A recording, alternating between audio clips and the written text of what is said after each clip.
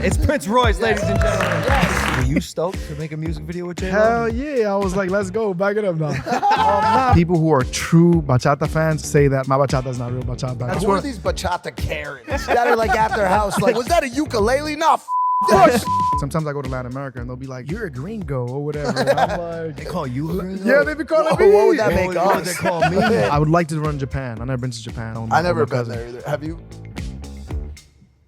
Oh, I think I got it.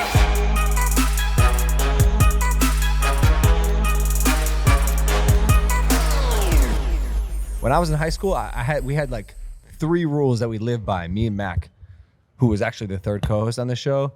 3 rules that we lived by. Number 1. Before you bullied him off. Number 1, most important, never send a dick pic. Number 2, don't use Sprint. That was rule number 2. And number 3, avoid hemorrhoids at all costs. Bro, yo, that's a private topic, dude. You're not going to bring up my butthole to start this episode, all right? Not an important bachata episode. Yo, I Are don't you even saying it right. stupid? Is he saying it right? Bachata. No, bachata. Like, say it a little quicker. Like bachata. Bachata. Say it like you mean it. Bachata. Put your hip into it when you say it. Bachata. All right. Yeah. It's Latin week. It's Latin week for Impaulsive. We got the biggest Latin stars in the world. They're joining us today. We don't know why. That's a good We point. don't know why. You Because gotta- we're you- gringos. You really got to think about it for a second. Latin music, the entire Latin space, has been blowing up. Blowing up. The Massive. number 4 biggest music genre right now. I know. After 3 others. Because that's how numbers work. It just passed country. It just. Because I didn't have the info. No, you're right. It just passed country music as a bigger Do you music think genre. country's having a downslide? Like sliding down a little bit? Kevin's shaking his head yes. Like not as many Cowboys as usual? I think the Cowboys are on the decline. What's up, Prince Royce? Bro, there's no way he looks that good. Yeah, he looks good. Yo, quick shout out to Morplay Academy and Rich Music here in Miami. We're in Miami. Music studios, basketball hoops, bathrooms, billiards tables, and washrooms. Dude, none of our shirts are ironed. Honestly, name an Ozzy Osbourne song. I feel. I can't. I just wear what You're my like one of those stylist. kids that wears a Nirvana tee, Just bro. wear what my stylist tells me to wear. It's a cool shirt. Whatever, dude. At least I'm wearing a different shirt from the last episode. If you look at this episode and then go back to the Nicky Jam episode, he's wearing the same shirt. I haven't slept. I got off an economy flight. Were you in the aisle or the I middle? was in the aisle. Dave was in the middle seat from 8:30 p.m. to 4:30 a.m., dude. Oh, that sucks. Well, we did make our way out here to Miami for these Latin gods. Welcome back to Impaulsive, the #1 podcast in the world. Thank you guys for listening, watching, viewing, and subscribing. We got the number 2 in the house, the number 2 of the day. I mean, not ranking because that's how numbers work. Let's bring him on, ladies and gentlemen. He's one of the biggest Latin artists in the world. He's from the Bronx. He's the king of bachata. It's Prince Royce, ladies and gentlemen. Yes. Wow, a lot of energy on set today. What's good? How What's are up, you, bro? brother? I'm good, man. Should you I put doing? this on? It don't matter. You can if you want. Let me see. We like the headphones. It gives it the vibe. It gives it 100%. the vibe. It makes you feel like podcasty, you know? Okay, this might be my first podcast. Actually, is it my first podcast? How I do you think how do you so. feel about it? Do you feel comfortable or like all right off the bat? Yeah, I'm pretty chill.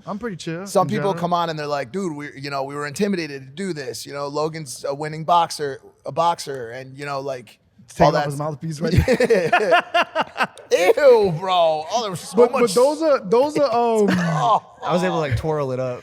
Invisalign. Invisalign. Yeah. If you want to talk about it, I'm down, but I will be sending an invoice to Invisalign for both of us. No. Yo, Invisalign, holla at me. I'll do it for 100K. But I don't think. I'm pretty chill, but sometimes you have your doubts. Like, what are we gonna talk about? Well, we don't know. We were hoping you knew. What do you want to talk We're about, gringos. man? For real?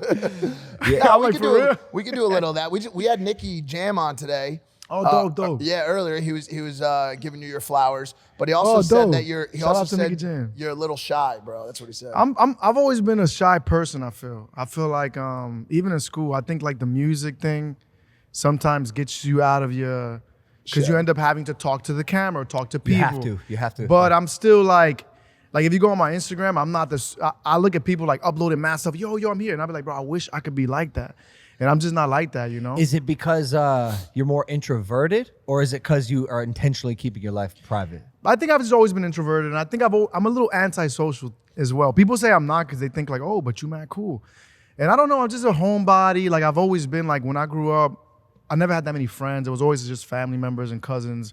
Like a lot of my boys are really just family members. I got a big ass family of like, I got 8 aunts and uncles on one side, 8 aunts and uncles on my other side. So, and then they all had like 5 kids, and it's all guys. So, Oh man, shout out to the family. Do you I can't feel- imagine being at the reunion or the thing. No, the reunions, forget about it. No, when they ask for tickets, it's like, bro, 1,000 tickets. Yeah. For The real whole though, for stadium real. sold out. Or like you know, you rent a yacht, it's like, bro, 12 heads. Nah, it's We're gone. just like 2, we're just 1 invitation. Have you felt like you've gotten closer to family or further away from family with the fame? I think it's a combination. Like, I think I've lost a lot of people, maybe like friends, or supposed friends. I think at one point, Yeah, join the club, man. I mean, I think it happens. I think, you know, when you're coming up in any field, I feel, and especially if like you're from the hood, or if you don't come from money, you have a lot of people rooting for you, you know. Yo, let's go. Or you're younger, you know, you got the kids, you know, they want you to win. And then when you win or you make it, it's like, all right, we good. We don't want them to win no more. Next, you know. So that's kind of the thing in life in general, I think. But for me, it's like, and we've seen this before, where I feel like I've never changed, but you start feeling like people start changing with you, you know. So I'm not gonna lie and say that I've lost some friends, and sometimes maybe in the beginning of it, things were uncomfortable with my family, but I think ultimately I'm really close to my family right now. I think it's a process, you know. It's like a roller coaster. Logan wants to say something. What do you want to say? We're both having Let's hear it. the same thought. The same thought. Nikki, we just had the same conversation. Same conversation with Nikki Jam. It's funny how like, man, you got your supporters and people rooting for you, especially if you come from nothing and then you make it, and then all of a sudden people don't really want you to win that much anymore because you already won. Exactly. It's a weird thing. It's a weird thing. Yeah. I think it just makes people, any kind of like overt success or like very visual success just makes people reflect inward on themselves. I've been having some trouble with a family member of mine recently that has been a little bit turned off by the successes. And I try not to be like braggadocious or anything like that. Is it Sloan? Nah, Sloaney, Shout out names. she's only like not even 1, bro. She doesn't even have a brain. She's still just a pile of mud or what is babies? I don't know. She has no thoughts, bro. No, but like It's not Sloan. no, it's not Sloan. But like, yeah, I feel like whenever somebody sees you doing too well, it automatically like invokes in certain people a feeling of I don't want to say envy, but like, you know what I'm saying? Like it just makes people uncomfortable, bro. I also think like people see social media or whatever you put out and they're already imagining a whole nother thing, or like you buy a new car and it's like, oh, you know, they see you got a fly car and maybe you worked your ass off for it, but now all of a sudden it's like, wow, he's making so much money, he's good, like why isn't he hooking me up or whatever? And it's like, you don't know the behind the scenes of things. Like I always get like, you know, like obviously you get a car, people think like you go buy it, $300,000 cash. Like, bro, there's loans, there's a finance, there's a monthly payment. You know what I mean? So it's like people get into this thing of like this. I don't know, bro. I think recently I've been a little bit turned off with like just the social media thing, because it's like, bro, there's so much information, so much going on, and people are just reading and just getting confused and assuming things and creating things. And now we got AI, and now we got this, and I'm like, just when things were getting good, now we got AI fucking calling you or recording a rap song. Dog. So it's just, I mean, it's interesting. I don't want to come out here just talking all this shit. Like, yeah, if he came in with mad negativity. I'm with you. I'm with you, like, bro. yo, fuck this. We're on your team, bro. It's information overload. We don't know what's real and what's fake and where it's coming from, and it's a gnarly time to be alive, because how does a human's brain process all this access to information and media and just bullshit, overall noise? Even I want to harp back on something you said, because the world that you're living in is a crazy one, and your rise to fame is insane. You lost some friends along the way, like that feels inevitable yeah. for people in your position. Is there anything you want to like share, or anything you're willing to share about a A falling out you've had? Yeah, I gotta be specific, but certain people that, I think in music at least, I can't speak for anything else, but I think in music, you usually get fame first before actual money. Like, I don't think I was comfortable or enough to say like, oh shit, I made it, to like maybe like at least 5-6 years into my career, and I was already on radio, I was already popping, I was already doing shows, but you sign shitty deals or like things are larger than life, like I said, on the grand scheme of things, but maybe you didn't get paid. Like maybe I did something dope with a brand and my billboards are everywhere and I got paid $3,000 for it, and it looks like it's $1 million, Yeah. So I think when I started coming up, soon as like I was on TV or radio, I remember being on the radio still going to college. I used to go to BMCC in Manhattan. I used to work for Sprint at a cell phone store. Yeah, so we want to talk about that. I would pull up to college in my Sprint uniform because I'd take night school and I'd work at the cell phone store. I didn't bother spending money on clothes because it's like whatever, it's nighttime. There was no chicks at night, so no, stop. So I would go, and I would still be on the radio taking the train. And it wasn't until one time that I'm taking the train and someone takes a photo of me. And I see it on Twitter at the time, and it's like, what the hell is Prince Royce doing on the train? And I'm like, okay, I gotta start taking yellow cabs now. Hey. But I mean, I was still living in the projects. I was making some money. It was better money than, once I quit the cell phone store. But I wasn't like buying a $500 crib or $1 million crib. But immediately, once I started being on TV and stuff, a couple friends like, yo, can you buy me this or buy me that? And I'm like, bro, I haven't even taken my mom out the hood yet. You know what I'm saying? Yeah. So it's kind of like things like that where, I don't know, a lot of people get strange, and it's almost like people feel entitlement, almost like, oh, what about me and stuff? And it's like, bro, I got a bunch of other people that weren't even as close as me and you were that I got to take care of first. Like I got a brother and sister, I got a mom and dad, My so uncle it happens often. My uncle, who I wasn't that close with growing up, like he would pop in and out, here and there, is upset with me because I won't buy him a pickup truck. I don't know this guy like that, dude. And he's sending me charged text messages. With pictures of if I was in your position, the things I would do for the family around. I'm like, dog, I don't know you. I never met you before. The last time I met you, I don't even know. It was the picture of that. Yeah, I seen a picture of us together. A picture of that when I was 5 years old. Yeah, man, the entitlement's gnarly. But I mean, forget all that. Let's put that aside for a second. Well, folks, the wait is almost over. This weekend, NASCAR is headed to the streets of Chicago for an unprecedented road course race through the heart of the city. There's truly been nothing like this in NASCAR's 75 years of existence. And what an epic way to celebrate those 75 years of racing, competition, and innovation than with a one-of-a-kind event like this one. The playing field will be as even as ever, considering this will be the driver's first time behind the wheel on this course. The 12 twists and turns throughout historic Grant Park are sure to make for some unbelievable racing, and with playoff spots on the line, who knows what's going to happen. And did we mention it's 4th of July weekend? So make sure you get the whole crew together, celebrate this beautiful country with a couple cold beverages, maybe some prime, and tune into the first ever Chicago street race on July 2nd at 5:30 p.m. Eastern on NBC. NASCAR. Back to the show. You did it, bro. But bachata music. Bachata music. So bachata, for the people that don't know what bachata is. Help us. Bachata is a tropical genre from Dominican Republic. And originally this was I kind of like to compare it a little to country music just because it's with a lot of instrumentation. So it consists of a bass, 2 guitars. The requinto is the lead guitar. It's called requinto.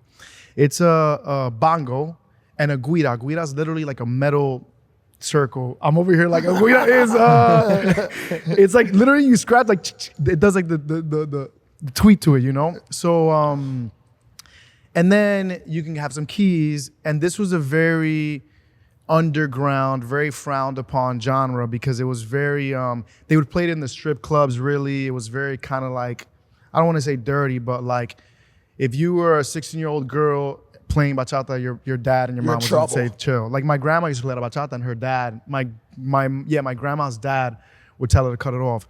So that genre started to grow. It was always very nostalgic, very about pain. I'm gonna kill myself without your love, but always revolved about romanticism, and it's very danceable. And little by little, it ended up growing and getting out and becoming more commercial. And yeah, so I think like my bachata has always been a little more R&B flavored, New York flavor. I added violins at the time. I have like live strings on it, which they would say, like, for example, like people who are true bachata fans say that like my bachata is not real bachata because it has a lot of fusions of, like, I like to fuck around. I like to do a lot of things that have been done in the genre. So I'll put like a ukulele on it. I'll put violins on it. I did a one that had a mariachi on it, like regional Mexican vibes on it.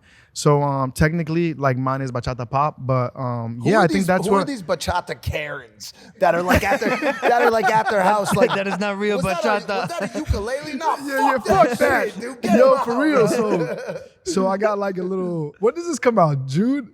June, yeah. So whatever, I did like a little skit in my album that, like, I'm kind of making fun of what people say about me. That situation. And whatever, I go on TikTok last week or whatever. They sent me a TikTok, and there's like a dude listening to one of my songs that's playing it's playing there, whatever. And he's like, "This shit ain't bachata." I just said bachata. This shit ain't bachata because I'm talking Spanglish. That Prince Royce shit is bachata for sweet 16s, for birthday parties. Let me get a real bachata song so I can get a knife and cut my wrist. Oh no! So I did like a reaction recently where I'm like watching it, I'm eating a cake or whatever. He's like, but anyways, nah. So I think like obviously everybody has their opinion, but what made me known or what gave me that stamp in bachata was the fact that my bachata was different from what was out there and what was already happening. So I think in general, you always got to go with your gut feeling. You always got to try to be unique. Like, I think in general, whenever I'm doing music, I try to really think what has been done before, what I haven't done before, push the envelope to really be different, you know? Well, it worked. It worked. Amen. Amen. Amen. And that's the battle cry, I think, of a lot of people, especially in music, who make it. You got to be different. Like, if you're making stuff that everyone else was making, where's the disruption? 100%. You know? You gotta switch Well, it I up. actually, my first song was, Stand By Me. Yeah. My first song was a Stand By Me Spanglish cover. It's fantastic. Yeah. That was my first song. So it's like, it was weird because it was like my first single was like an English song. It was a mostly English song in bachata. So I wanted to ask about this because I find the Spanish-English fusion in music fascinating, and it's awesome. I mean, we were just talking while you were walking in, but Latin music now is it's one of the biggest genres in the world, and it's growing, and it probably might even hit number one. If you look at the top global charts right now, like all the songs are Latin artists, Peso Pluma, Bad Bunny, like guys like these are killing it. And the ability to fuse English and Spanish into some of these songs is like a combination of culture that I think we haven't really seen before. And you were one of the first people to do it. Yeah, I think it's interesting because I think about this all the time. Like, it's weird because there's so many people like me that are like Spanglish. They think in English and speak in Spanish and watch Spanish TV and listen to hip hop and do everything. And growing up, I remember I was originally like doing R&B, like R&B in English. I was singing R&B in English and Spanglish, and it always felt weird because it was like I wasn't English enough to sing R&B. And then sometimes I feel like I'm not Spanish enough to sing Spanish. Like sometimes I go to Latin America and they'll be like, "Oh, you're a gringo," or whatever. And I'm like, They call you a gringo? yeah, they be calling me. What would that make What would us? they call me? Translucent. So like sometimes they're like, "Oh," and no one. It's weird because sometimes they'll talk to me like they're talking to me in English, and I'm like, like you could talk to me in Spanish. And like, "Oh, I don't know, like." I mean, what do you guys think I'm doing? Putting someone else to record the records, you know? But they'd see me as like an American guy with Dominican descent. And in my case, I grew up very Dominican. Like both my parents are Dominican. I grew up speaking Spanish at home, English in school. And I always felt very Dominican. So back to on subject, that was always kind of like the thing, like Back and forth. Yeah. Like I always just felt like, even in Latin music, sometimes certain countries don't see me as full Latin or full Hispanic. And I think that's an interesting thing because there's so many people that I feel are like me.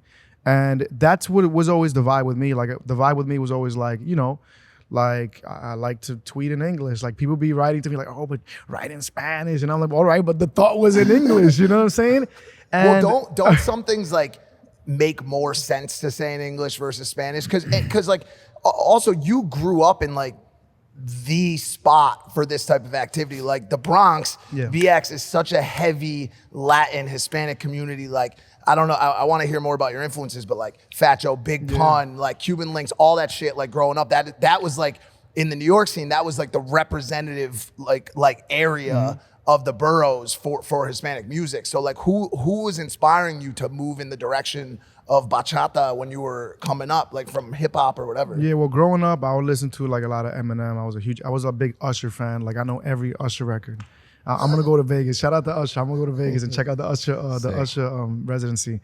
Then I had, then I was listening to Juan Luis Guerra, who's like he was like the guy that made bachata a little more pop global. There's Anthony Santos, who is very kind of like street urban bachata.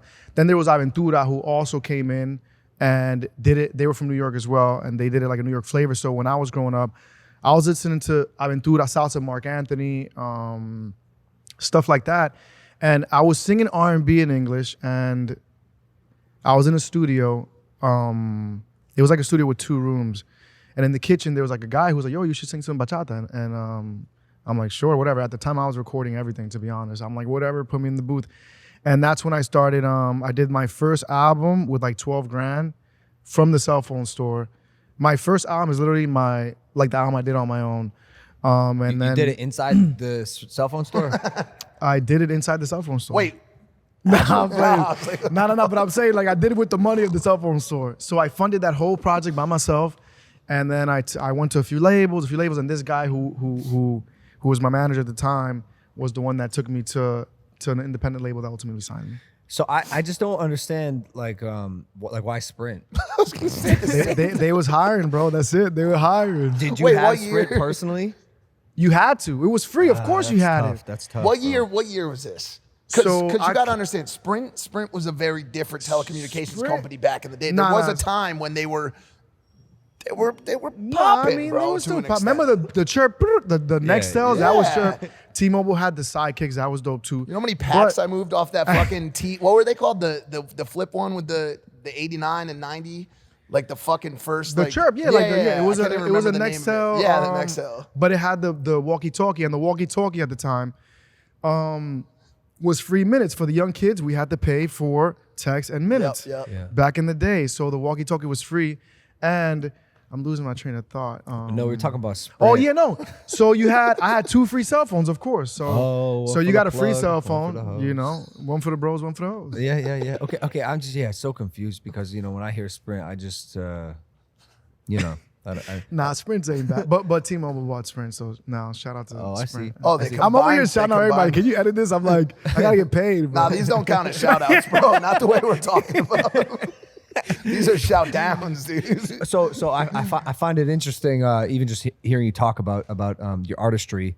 You're trying a bunch of stuff. How much of an artist you feel like it comes from a place of wanting to create really like passionately, like you wrote poetry even for some time, correct? So I started in junior high school writing poetry, and the thing about bachata is that I tell people all the time, like I tell my label and my managers all the time, they're like, yo, you got a hand in the album. Like the amount of first work and then money that requires for this genre, because everything's live, it's musicians. So you go on tour, I mean, it's $100 grand just to move the band and everybody, So when you're in the studio, you do a demo. First of all, you gotta write the song. So whether it's to guitar, to piano, you write the song. The song must be a beautiful, poetic sentimiento song. Sentimiento means like emotion. So it's not like you can't just pull up and just, it's not like more like hip hop that is maybe a little. So that's the train thought, the thought process in the song. Then you got to record percussion. So bongos first, guira second, guitar, second guitar, bass, piano. So it takes weeks and weeks to really, where like, music nowadays when it's more computerized and MIDI keyboard, you could do something in maybe a few hours. So doing an album takes approximately like 2 years usually. And I'd be like, I'm trying to work as fast as I can. How involved are you in like that vocals segment of it? I was just talking about AI because I was like, fuck, I should get AI to record my 100%. demo vocals. Yeah. So I record twice usually. I record the demo when we're writing the song. Then my producer, who's my brother-in-law, and he's been my producer since years. He gets some music doing, and I'll go in for the important things usually. But yeah, that's I'm pretty involved though. That's cool. I'm too involved. Sometimes it's just annoying. I imagine you have to be for that type of music because it's coming from the heart. It's 100%. It's passion. It's real stories usually, and yeah. I tried to be a singer. Like Let's hear it. Well, so look, I try to do music and it's so hard, man. And you had a trainer, voice. I had a trainer. vocal trainer for a year. It helps. I flew to For real, Sweden, though? It bro. helps. I recorded with one of Max Martin's producers. Really? Man, I Dope. tried so hard. I made like 20 songs. Not as many as you would make before you like whittle it down, but it wasn't. I don't know. Is it online? No, I was so bad. I didn't want to release it, but I also did a little poetry and I actually prepared a poem for. He's fucking around. I swear. Let's I swear. take it. Let's see. What? Why don't you tell me about this? I would have prepared a poem. I prepared a little poem. Well, because you wrote poetry, I got a little inspired. Yeah, that's nice. I prepared a poem Let's for take a the listen. podcast. It's nice. I tried to be a singer, but there was no shata. I suck at music, especially bachata. Prince Royce, I like your voice. It makes such a pretty noise, but when I sing, it hurts like Mike's hemorrhoids. Interesting. I like that. That's beautiful. I don't like it. We It's should get him to funny. open up the concerts. I think people would like that. Let's get him to open up the concerts. What y'all think? Comment. What y'all think? Fire. Yeah, man. Did you just write that 5 He minutes wrote that ago? 1 minute ago, right now. They just You texted write it to it him. on Like, the yo, you got show? it. I wrote it. Yeah, look, I just wrote it. But listen, you once made 106 songs for an album. Where's everybody getting this? Yeah, that back one from? number. Everyone keeps asking me this. Yo, tell us more about the 106 songs. 106 songs. No, they all went to the trash. No, Well, I'm no, kidding. in music, most of them do, right? Because you Yeah. got to whittle it down to 13 on an album, maybe. Yeah, like this one has 23. This Oh, that's It's But extendo. the thing is, a lot extendo. But a lot of them already came out. So like 6 already came out. And I'm like, bro, I'm not gonna give them 6 tracks with 3 new tracks. Yeah. Okay. So true. no, I think as an artist too, like in anything, when you hear something over and over again, it becomes old to you. And maybe there's songs. So for me, like if I still love it a year later, I'm like, all right, I still love it. And I have a thing where I get like I could be obsessed with something quick and then like bounce. Yeah, same, bro. Like at Sorry. That's why the headphones are good. Yeah. If someone goes,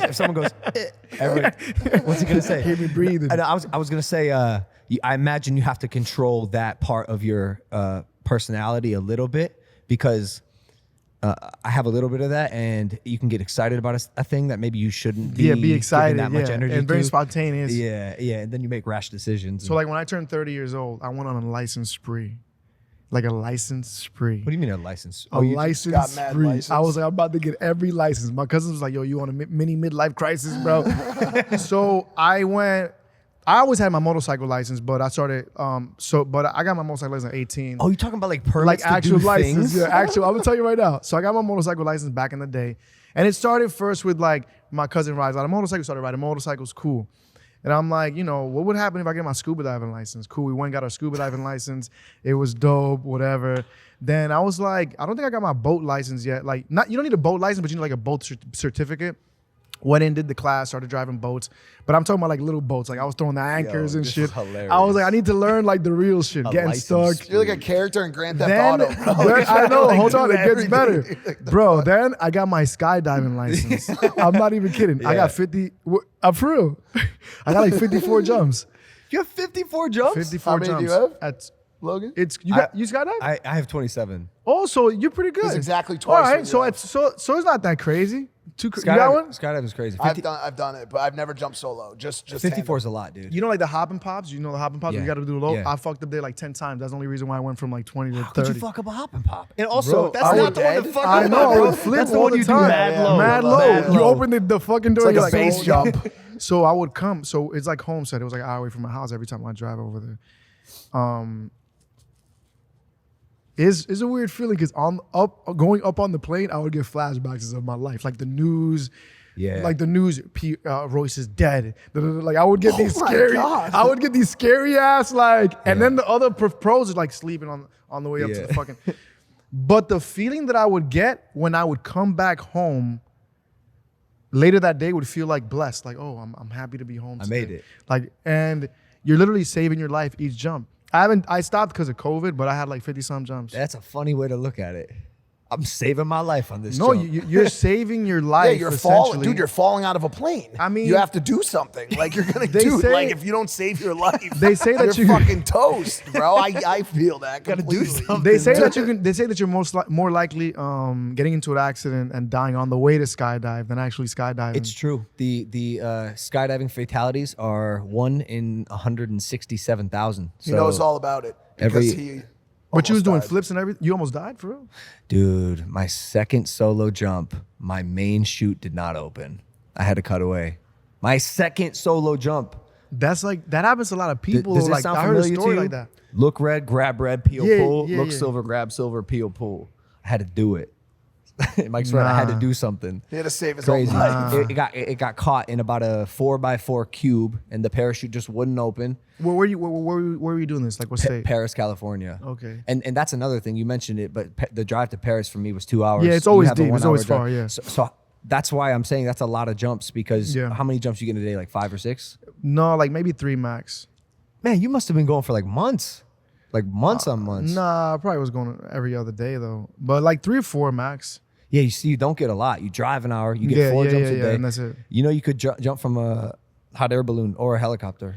No, I don't have that license yet though. You just have that many jumps. I just I have the A. I think it's the A license. Yeah, you have the A. I don't have the B. You got to do a little course for the B. Yeah. But I could do I could do the hot air. You got to do like a water training or something. So you don't have your pilot's license then? That's where the license. Okay, stopped. so then You're like a license. then I'm like, all addict. right. It's I done crazy. jumped Is there enough. like a rehab? Then for I did that? a fucking I did my mixology license with my sister. Yes. Are you And then, fucking I'm serious? serious. Then I did a real estate license. I you're never a dangerous I man. didn't do You the can do it test. all. I just like learning, I think like there's never like, you could always keep learning and learning new curious. things. I'm curious. But yeah, the pilot license has always been the dream. A 2-engine pilot Oh, license. you really want to do it? Yeah, I'm serious, yeah.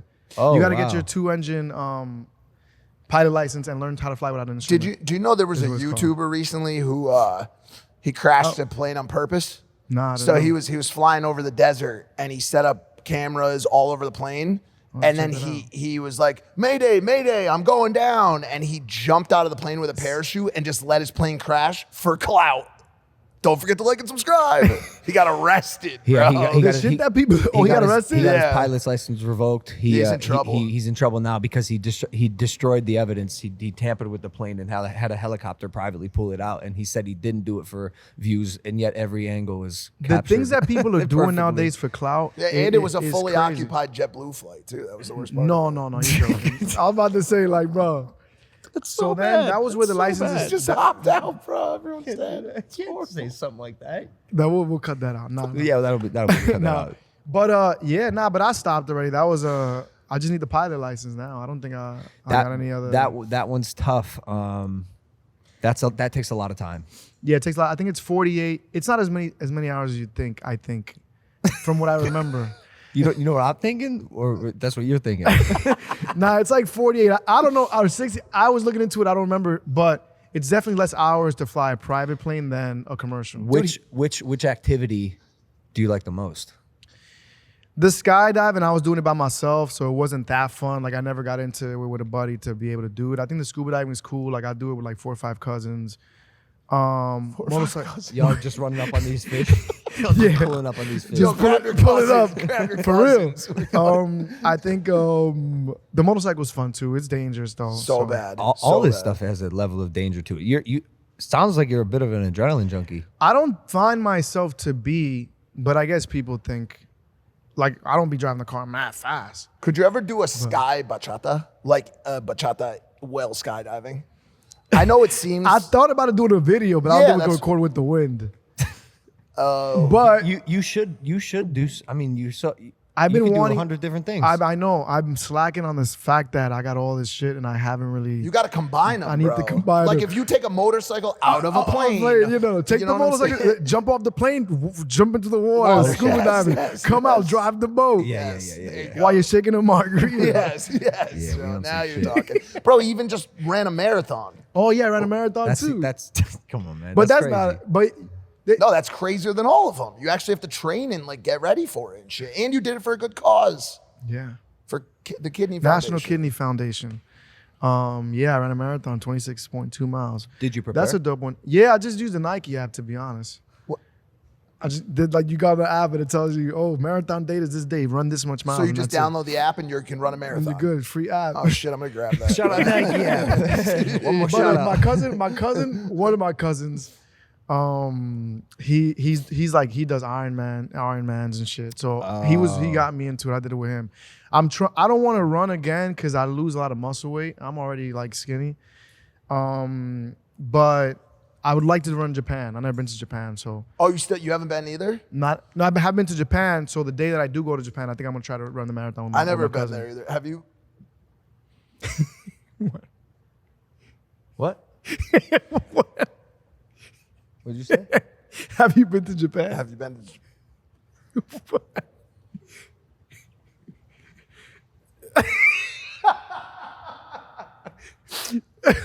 What?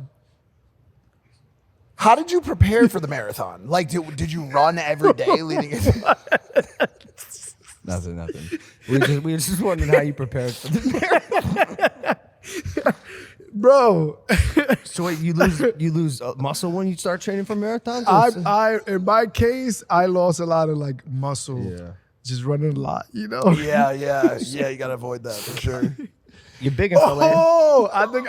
I think I get it. I think I got it. I just can't believe what people are doing for views these days. Can't believe what that guy did out of his plane. Plane, Jumped that was out of Yo, Crazy. just for crazy. views. Yo, the shit Crazy. they're doing on YouTube now. Crazy, is Crazy insane, just bro. for views, bro. Damn, Big- that's crazy. You're also a big video game player. I'm a big video game player. Call of Duty. Call of Duty. Bro, you do it all. You know about when do Call you of Duty? actually make music? I be wondering that shit too. Nah, but Call of Duty, I mean, I've been The playing this best. game. The best. I wouldn't say I'm the best. I got a little cousin. He's like 18. He's nasty.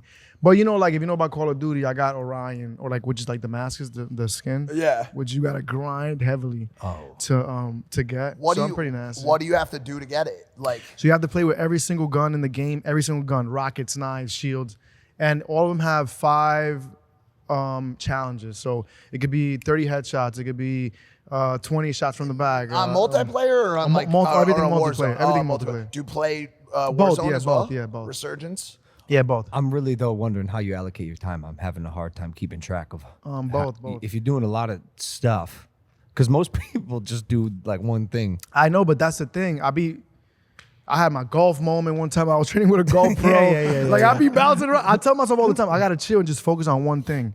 No, but it's good. You're curious. Yeah. and this is probably going to be a thing for the rest of your life. I imagine you'll get your pilot's license, and I think so. maybe Hopefully, learn how to play chess, backgammon, maybe. I know how to play chess. What about back? I'm not crazy. No, I don't know how to play. What about backgammon. Rubik's Cube? No, I don't know how to play Rubik's Cube. You could try to solve a Rubik's cube. Like you can put them on the regular cubes with the Yeah, colors. yeah, the squares. Nah, that looks too annoying. They're so lame. It's so annoying. So lame. But yeah, man, I be grinding in Call of Duty, man. I just got Zelda, the new game. What system are you Switch. playing on? Switch? PS5. Switch? No, PS5. Oh. But Zelda came out on Switch. Do you play Mario Kart? Yeah, I'm pretty nasty at Mario Kart. Me too, bro. I'm pretty nasty at your, most games. Who's your character? I play Yoshi. Yeah. But you know what like was a Yoshi good too. game that if people are serious, a great tournament with my cousins? Smash Brothers. The best. Come No, that's on, the that's number best one. game to That's play at a number one. party ever, bro.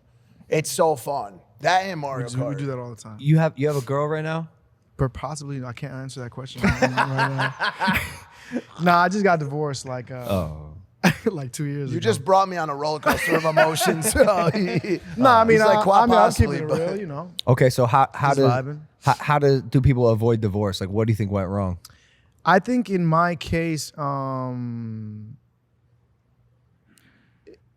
we got together very young, maybe like at 21, 22. I think when you get together very young, all of a sudden I'm like, I think that here comes the Spanglish. Hey, by the way, you don't have to answer this. I'm fucking with you. No. I know it's kind of a personal No, question. I think like I'll be generic. I'm good at talking a lot of vague shit. Okay, that'll do it. No, I think in general, when you get together very young, you're finding yourself, you're growing, your interests, our interests, or the interest that you have then is not the same that you have now. Grow apart. What you wanted then. Yeah, so and then she lived in LA, I lived in Miami.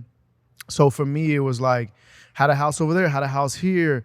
You know, we were always traveling, so it always felt like, I'm living off a bag off tour, and I'm also living off a bag when I'm home in LA or whatever.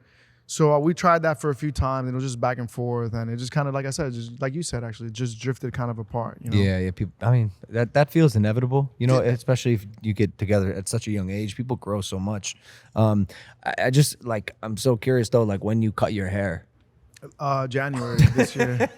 Yeah, January this year. Fuck. Yeah, January I was trying to this stick year. with the divorce for a For real, second, though. bro. Yeah, Give me, I can't as soon as I got divorced, I was diving like, to God, video cutting this shit games. off. I can't. Impulsive, No, but baby. yeah, you know, it was kind of a rebirth vibe. I don't want to get mad spiritual, but you know, I had like I had like long hair and whatever, but I haven't had this haircut since I was like 12, 13 years old.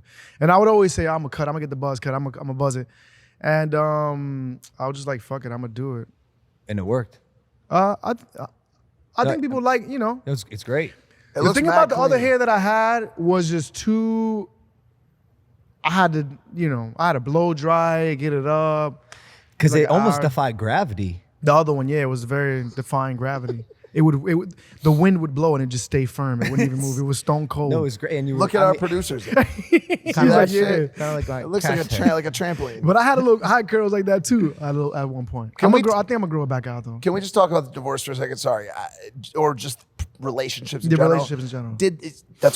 Did that help you? Do breakups help you write more bachata? Great question. Do you know what I'm saying? I think it does. I think breakups help you write music. I think it makes you look at things too in general. I think it you start thinking, you know, like things you could have done or should have done. You learn from your mistakes. I mean, it sounds cliche, people say that, but it really is true. Like you see things that maybe you didn't do or could have done, and I think that you take that and you move forward with it. But I think that it definitely helps inspire some records. With the type of music that you made and the type of hair that graced your skull, you were a heartthrob. Hey man, I still am. Yeah, no, you still are. But like a real like teen, I think teens. Yeah, like, 100%. Yeah. You know, and was that ever tough to navigate while you were in a committed relationship?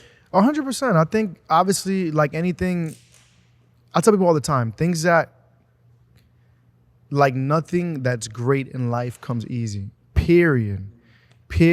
Like people want to be CEO, talking about CEOs, whatever. Like the grind they had to do was probably crazy, and even still. So I think that obviously, like, especially like getting money at a young age, I think I've handled it pretty well. I don't think I regret things because I think I have a pretty good head on my shoulders.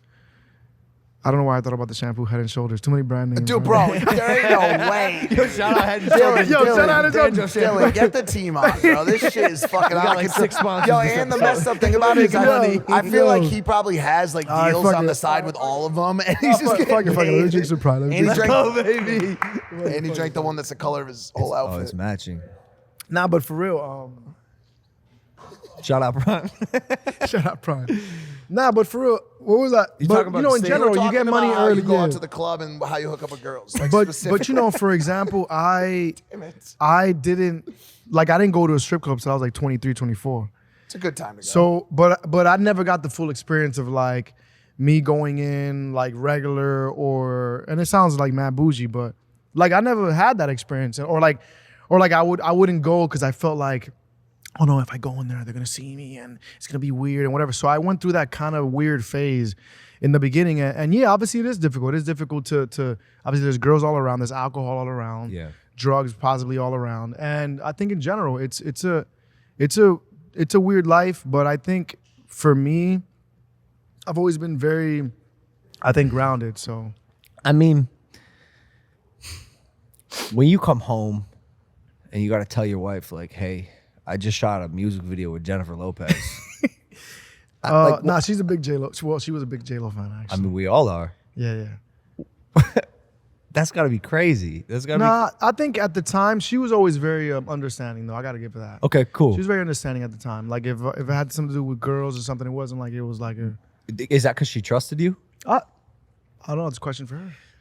Were you stoked? Were you stoked to make a music video with J-Lo? Hell yeah. I was like, let's go. Back it up now. Nah, but you know, Jen, no. Ben Affleck's coming for you. Ben Affleck's fed up. Shout out to Ben. Shout out Ben Affleck. Nah, but keep for real though. I think she's really a cool, down to earth girl, like Jennifer Lopez. Cool girl.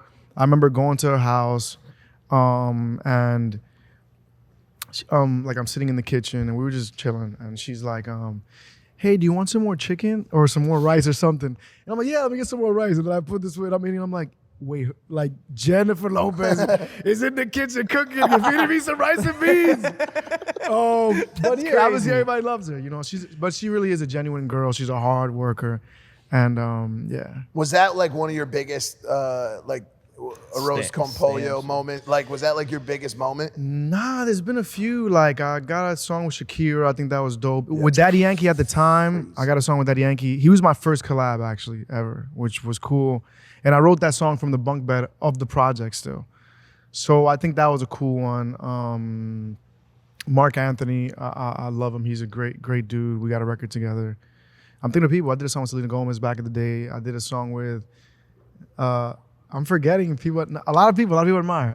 Anyone you work with or met that you expected to be cool and then wasn't, you could say their name. Yeah. So I met this dude. Like, this dude Logan Paul was a motherfucker. Nah.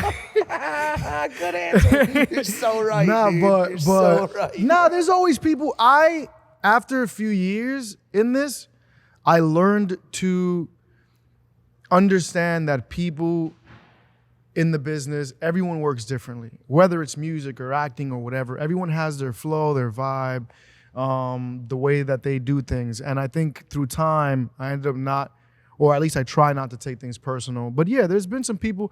I'm not. Nah, you know what? I've worked with a lot of people that were mad cool. Some people were like more, what's good, bro, than others. But that doesn't mean that they treated me bad. I think most people were pretty cool. I think and most collabs that I do are usually pretty genuine and pretty organic. Have you ever been humbled in this industry? I wouldn't say a specific moment, but I think so. I think we'd all be lying if there wasn't a moment where we felt humbled of something like that. By humbled, what do you mean? So he can give you an example. I could give you a few fucking examples. Like, I don't know.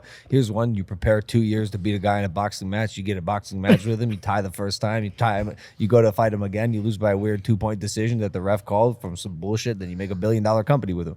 But I got humbled. I feel you. Because I lost that fight. And that's one of many. But I have a theory. That everyone at any time could use a good humbling. I think a good humbling is good for any person. So like, yeah. When I mean, maybe you released an album, you expected, this is my best one yet. You expect it to go crazy. It doesn't hit the numbers you want. All the time. There's songs all the time that you believe in, that you really want to, like, you're betting on it, and it does nothing. And then there's a song that you think is whack that everybody loves all of a sudden. And then you end up promoting that song like, fuck, I don't even like this song. But there's 100. I wouldn't say something specific, but definitely. I think there's definitely times where you're like, you know, you want to push yourself. You always want to beat your last number or your last record, or you want to push it further. What about even like growing up, like in school? Like, you ever get jumped by a bully? 100%. I got my sneakers stolen one time, and I walked home barefoot in front of my girlfriend at the time. Yeah, there we go. That's what I wanted to hear. That's what I'm talking about. Yeah, nah. I was walking my girlfriend to the train one time. The 6? The 4. The 6 is nearby though. Okay. Good try. The 4. He's from Connecticut. But for real. He'll tell you he's from New York though. He's one of those guys. I got a cousin. Metro North. I got a friend of mine in Waterbury, Connecticut. Yeah, not a great place. Not a great place. Sorry to your friend. Dirty water. They call it the dirty water. Well, like Brass City. Well, Jersey, they call it Dirty Jersey. Too. Dirty Jersey, yeah. Dude, I got some stories about Waterbury. You do not want to hear those, bro. The Waterbury Motor Lodge, bro. Man. I've never been, but I know that's where Don't go there, dude. Sorry to anybody watching some dirty water, dude. So what were we talking about? I forgot. Waterbury. Waterbury, Connecticut. Not nothing. Oh, yeah. So a dude pulls up on me. Allegedly a gun on my back. I don't know if it was fake or not, but I didn't have nothing in my pockets. I lived like 2 minutes away. I showed him my pockets, there was nothing. And he took my sneakers and I just walked. I just went about my day. Yeah, I can another day in New York. Went to Sprint with socks on. No, I was just walking her there, walked her back to the train and just walked home barefoot. Do you ever think about maybe turning around and asking them, like, is that real? You know what I'm saying? Like, turn around and ask them about the gun. Nah, like, don't even give them the in shoes. No, I'm kidding. So you're not gonna fucking do that. It was That shit is fake, bro. No, alleged gun. Could have been a Butterfinger bar. I don't think it was a gun, but you know, Banana, dude. I wasn't trying to find out. The crazy thing is, and the important thing is that everything that happens in your life really does have a reason. And I know you hate the cliches. I hate them as much as you do. Sure. But like every terrible thing that happened to you that you can't imagine in the moment has any kind of positive effect on your life. Just like I look at those things, all the bad shit that happened as like the most important things. 100%. Like the victories are fun in the moment. They're cool to celebrate. People give you a pat on the back. But it's those fucking tormenting moments when you got to sit with yourself and figure out what you're really made of that like define the rest of your life. And more than anything else, they prepare you for the next ones. 100%. That to me is the most important part of it. It's like finding a way into that warrior mentality so that the next time it comes around, you're trained for it and you have a strategy on how to react. I always say that too. Like successful people have to have thick skin. Like you got to be prepared to be said no to. You got to be prepared to be shut down. You got to be prepared to be talked shit about, and make mistakes. Like and anything, you know, it's like betting too. Like you like scared money don't make money. More cliches, but it's true. Like you probably fucked up 20 times before you got that big, you know, that big win or that big hit. And it's just like that's how I felt back in the day when I was in New York. You know, you got this dice. You got to keep rolling it until you hit. So I think that's how it is in life. And if you don't take the risk, it's definitely not going to happen. Using the dice rolling analogy, you got to keep rolling. I think thick skin is important, but even for people who don't have thick skin, if you keep rolling that dice, and should you lose occasionally, or should people talk shit about you, or you fall short of your goals, that thick skin can get developed, especially in the creative industry or any industry where you're subjecting yourself to opinions of the masses. You don't have to be a hard ass right away, but there's a good chance throughout your journey, you're going to have to learn how to take feedback and take criticism and develop that thick skin, because it doesn't come natural. Like no human naturally is subjecting themselves to the opinions of the entire world. We're not supposed to. It doesn't make sense. It's not healthy. It's like it's not a primal thing to be criticized by thousands of people online every day. But like I think developing that character trait is good for anyone. Like if you can move about life unbothered, I love that word, unbothered, you're in a great place. Well, and the fucked up thing too is we're in this like space now where, especially in like music, where everything gets boiled down to like a number of streams, number of units sold, number of likes. You know what I'm saying? And I remember a time when Jay would drop an album or Nas would drop an album, and yeah, we talked about unit sales back then too. But like my favorite songs were never the mainstream. It wasn't Ether. That wasn't it was the Stillmatic intro. You know what I'm saying? So it's like, as far as music's concerned, I feel like you gotta always just stay true to, and this is a guess because you're in music, I'm not. But content in general, creative in general, you always gotta really do your best to stay true to yourself. Because somewhere there's somebody out there that wants to hear what you want to fucking 100%. make, not just what you think is going to drive numbers. You know what I'm saying? Do you feel like that? 100%, and that's difficult to do nowadays. So hard. Because you're seeing people doing this or doing that or did something for clout, and they're like, "Fuck, they got more fucking views than me," and I'm here not doing that, you know, or like, you know, they're using their relationship to sell a song or whatever, and you're like, "Damn, well, should I do that too?" So it's hard to sometimes like stick to your guns and be like, "Nah, like I want to do this," especially in a place where. Like, I go online like I've recently tried to stop, and it's hard. I've tried to stop like reading comments because it's like, bro, people say so much that, oh, stop the bullying, please. And they're the first ones bullying, you know what I mean? And I'm like, bro, it's so weird. And I see like certain fans that I see online, like I'll go through their timeline and like, it'll say like, stop the bullying, whatever. And like three tweets later, like saying some shit fucked up about somebody or about me or something. So I think the world we live in right now is a very fast-paced, weird thing. Hypocrites. And I think you got to focus on yourself, focus on your grind, and really believe in that gut feeling. Unbothered, man. Unbothered is a great word. We're gonna live life unbothered right now. Tough, man. It's so It's tough. It's really hard. But if you can reach that state and do everything you just said, And then you're insensitive if you're unbothered too. Like if you just, he don't give a fuck, or like. So I think it's a balance. I don't know. Things are getting weird. Things are getting weird.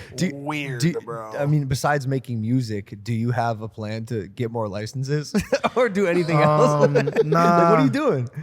I'm trying to. Well, I'm working on a new album right now. But back on the music, I think I just finished it, and I'm gonna release it probably in the summertime. It's a very personal album, actually.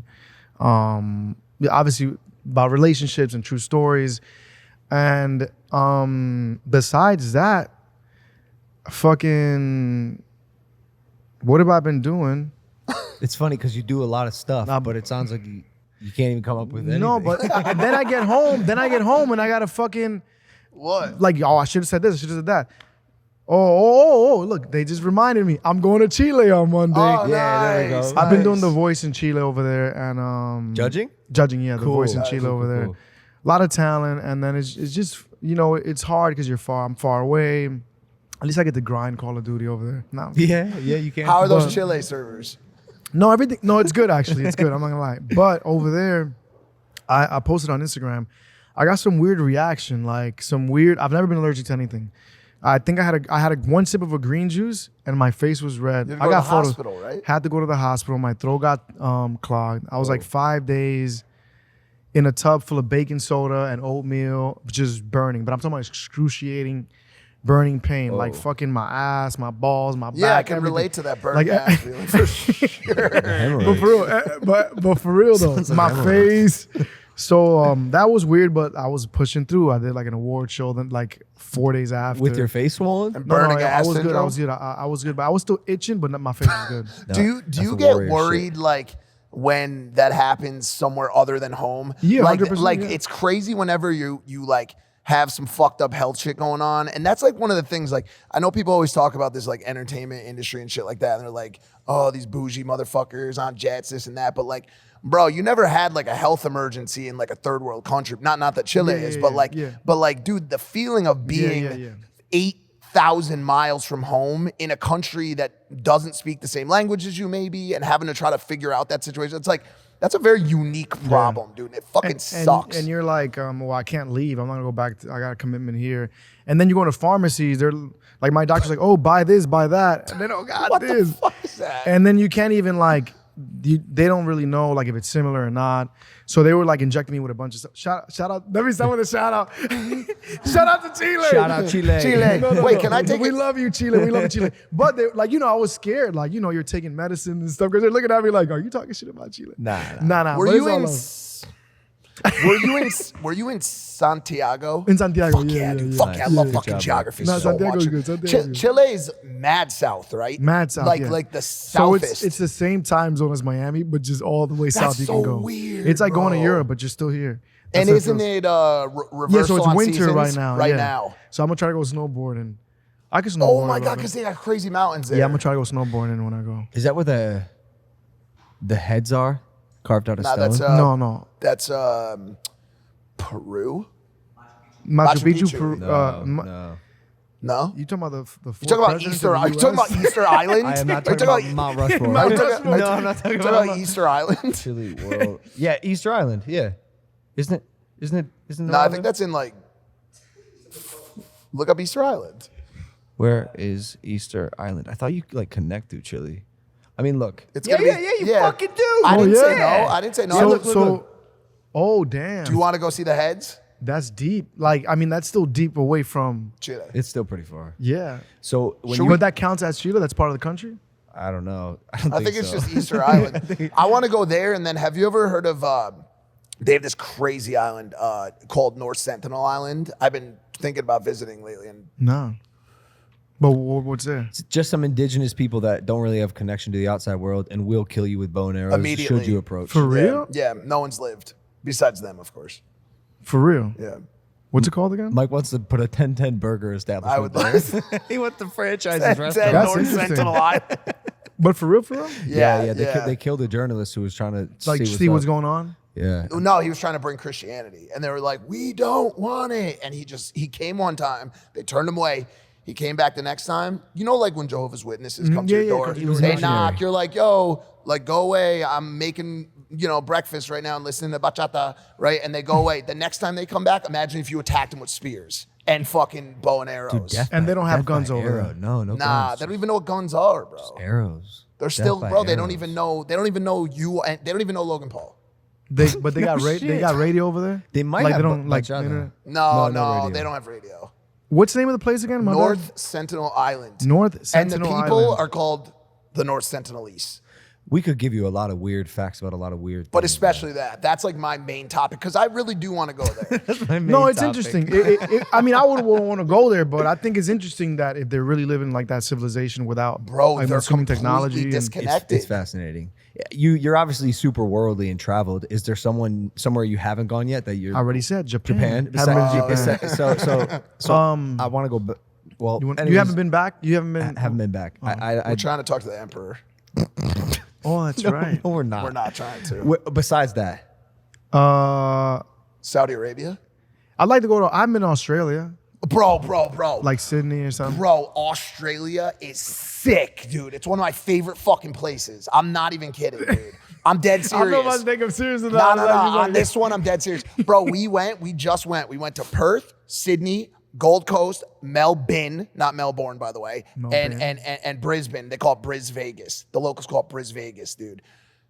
Australia is sick, dude. They have great food and some of the prettiest women on the planet, especially one. That's what this was about. The whole Australia yeah, thing. it's just so you can get some brownie points with the girl. Shout out to no, I'm kidding. name's No, Zoe. but it is. Shout out Zoe. You know, I like Dubai a lot. I like Dubai a lot when I Yeah. went, and I wasn't expecting to like it that much. It's sick. But so is Saudi Arabia. 10-10 burger, Jeddah. Oh yeah. Sorry. Head and shoulders. We Sprint. when you T-Bone. when you write a song about a girl, a particular girl, will you like send it to her and be like, "Hey, you inspire me"? Is Not this so cool? not so much, but I think I did it probably once. You don't use that as like a. If I had your Nah. talent and like passion, I mean, I'm madly in love now, damn near married, but I can imagine if I was single and I had your passion, I would wheel using like my songwriting skills. You know, I don't sing to girls often. Actually, now that you mention it. Who do you usually sing to guys? No, I mean I don't usually sing to fine, my loved one. Like I don't pull up like, "Yo, baby." So Never I don't know, man. around the fireplace or anything. Now that I'm thinking about it, I've never really thought about this. If I were a girl Like- dating you, I would command you to sing or write poetry. Is it more likely? Is it more likely that you're gonna be like around a fireplace or like at 11 nightclub? Do you know what I'm saying? Like, what's more like? Okay, You mean me as a person? Yeah, I'll like- probably end up at 11. fucking go, dude. Yo, speaking of which, this weekend is a pretty good time to This go. weekend is gonna be crowded, man. I don't know. Well, actually, this is. I mean, it's gonna be fine. Well, it's generally a tricky weekend, bro. It's a tricky weekend. It's Urban Weekend and Memorial Day weekend in Miami. Things are gonna get like ratchet. Gucci Mane. Yeah, Gucci Mane's at. Things are gonna get ratchet. They're gonna get a little ratchet for sure. You think Miami's ratchet? in No, I don't general? think. No, I love Miami. Actually, I've been here most of my life now. I moved here in 2009, way before like I think now it's just like exploding. But no, this got to be a little ghetto somewhere. I think LA got a little ghetto. Yeah. You have a gun? Do I have a gun? You don't have to answer that, sir. I got a gun. I mean, I'm gonna see what. Fucking They're looking around the like teams "Yo, over there it's like, legal." You're what? acting like Yo, let us wondering. let us save this a little bit. When you first sat down, you were like, oh, I don't know what they're gonna ask us about. I said you could run the show. What do you want to talk about? Do you want to ask us any fucked up shit? Ask him a weird question about something. He's been drilling you the whole time. What's the deal with the Pokemon Illustrator and all that? Yeah, Let's talk. that's the Like, question. what's really going on? What really That's the happened? question. Did you Speaking really of- pay a cat? What's going? He's like, I was there. No, I opened up not the first edition, but I opened up a booster box in maybe like 2 years ago. Sick. I got a 9 Charizard. I shouldn't have bought the Wait, booster that's box. good. Base set. I lost my money basically. Yeah, yeah. If you don't get it, bro, if you don't get a 10, If you don't attend, you're fucked. you're basically. fucked. It's crazy. It's crazy. Yeah, Pokemon. I love it. I love it, dude. I mean, if you like video games, that doesn't surprise me. But yeah, I spent $5.3 million on the card. It's crazy. But I'm fucking dumb though. But like, I had these Pokemon cards in a binder. I left them at my my first place that I think my uncle or someone else was living there. And this whole time, I'm talking about for years, I would always mention it, Mom, go look for my Pokemon, go look for my Pokemon. Yeah. And I didn't want to buy them again because I could have sworn that I was gonna find my old Pokemon cards back. And literally all this time waited, and then I started fucking buying the cards now that they came down a little bit, but I started buying the cards now they're fucking expensive. When I should just bought them off the rip. If I would have bought them, you buy high, sell low. Did you Like, buy at the peak? No, I started buying. The base box was 14,000. I think it's like 12,000 now. Yeah, 13,000. yeah. So it's not that bad. But I didn't buy at the peak. Everyone thinks, including me, that their cards that they had when they were kids were like, Yeah, I didn't find them, but they were probably not. Yeah, don't know about that, Prince Royce. Don't know what happened. yeah. Everybody's I had that one. I had that one. Yeah. You probably can't even fucking. Yeah, you remember. had Probably shit. do that. All you had was a Diglett. The level of a PSA 5 Diglett. PSA Weird 3. looking. Well, that's the thing with the grading. These numbers you guys are hearing, PSA 3, PSA 4, like it's 1 through 10, and if they have the smallest little fragmented Or chip one or dot. indentation, like any little thing, it'll ding at a point. So to find a perfect 10 is like insane, and it's the only thing besides not even the actual card itself. The condition is the most important thing that determines the card's value, and it's hard to get a 10, man. So do you think that the new certifications for real though? Like, do you think the new certifications are much hard? Like the graders are grading harder now than before? I think because they- then they're I think saying like, they yo, are. like fake a 10, but it's really a 9 or whatever. I totally think they are. Wait, is there a new one besides PSA? And No, DG? like in recent times, now they're grading them harder. They have to now because they know it's like value. So and- many people are submitting their I mean, so first off, it's done by humans. So a person sitting here can change the value of your card from $30,000 to $250,000 Mad with a corruption. decision. Mad corruption. A couple of the grading companies, Jack Reese is probably one of the graders, bro. as far as I know, I think so. Sorry, there's only 8, and then he pockets a bunch of capital Yeah. and splits it with KSI. Yeah. Yeah, can I ask you a question? Why is your hair so long, bro? I know, That it's shit's so shooting out the long. back. It's I know. fucking crazy, bro. Turn sideways. Look at this shit, bro. Look, dude. What is So- you look like a golden retriever, bro. Just not. You never did braids or something? Yeah, you could get cornrows with that. Yeah, some Take your hat cornrows. off. I That did it shit's once, and crazy. I got accused of cultural Oh, appropriation. you're right. Do you feel like that shit's kind of slowing down? I feel like you can kind of do anything again. I think it's Like say slowing some down. fucked up shit right now. Who cares? So I'm kidding. No. Somebody in the back's like. The PR team. Nah, I'm kidding. I think it's slowed down a little bit, but when people want to fuck with you a little bit, no, actually, no. I saw something recently. I saw something recently of a makeup artist who was Asian. She did like a really impressive makeup Kobe? thing about Kobe, Oh, Kobe, yeah. yeah. And people were saying it was blackface or something, but I didn't think that initially. I just thought like, oh shit, like that's dope. It's crazy. But I think it just depends, you know. It's crazy how like much this. Should we be potential- mad about that? Is it blackface? Technically, she painted her face black, And like people, but it's art. She turned herself into Kobe. And everyone, it's so funny too, because everyone in like the offended community too is just like, we actually don't care. We thought the art was beautiful. And there's just a bunch of white people that are like, nah, that's not gonna work this time. This is fucked up, and you need to be mad about it. They're like, we're not mad, dude.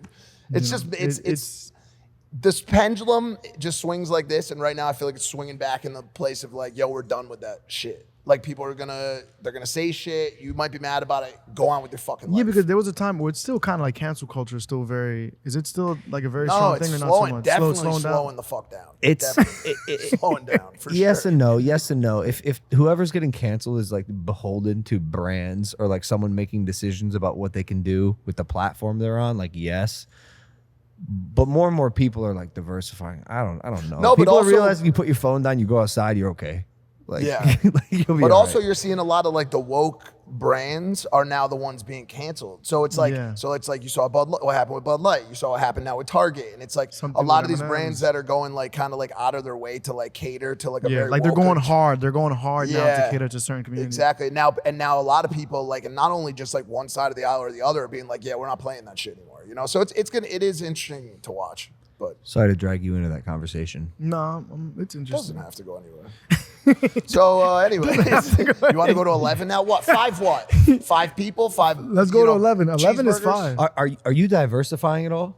Like what? Like besides just music, sinking your money into stock, starting business. Yeah. I think one thing I started relatively recently, like just retirement shit. Cool. Saving money. IRAs. I think property, real estate is a great one. Yeah. It's like one that doesn't. Obviously, everything requires knowledge, right? But it's one that people can do. So I've been messing with that a little bit. Stocks, I like messing with stocks. I do it more as a savings account, just long-term stuff. You have to. I got to do some myself, and I got some people that do it for me. And yeah, what else? I bought my first piece of art the other day. Cool. What is it? Can't tell you. Nice. No, I don't even know. He's like, No, but let me get the. I actually don't know the name. Damn, I need to get the name of the artist. But there's only 21 of them. It was number 11, which is my favorite number. I was born on the 11th. I gotta get the art. I just got it last week. I gotta get the artist's name, but I really got it because I saw it like 3 months ago. I went into the gallery to buy a wedding gift actually for a buddy, and then I saw this piece, and I came back like 2 weeks ago, last week, whenever I got delivered this week though, but I didn't buy it. It's just like, it's like, I gotta show you. Just tell us do you how have your much. phone on So you? just No, I tell us don't. how much it costs, dude. No, That's all I'm anybody not cares saying how about. much it costs. Wait, why But don't you have your phone on you? It's just, they got it for me. Usually if I do it, like, Who has it?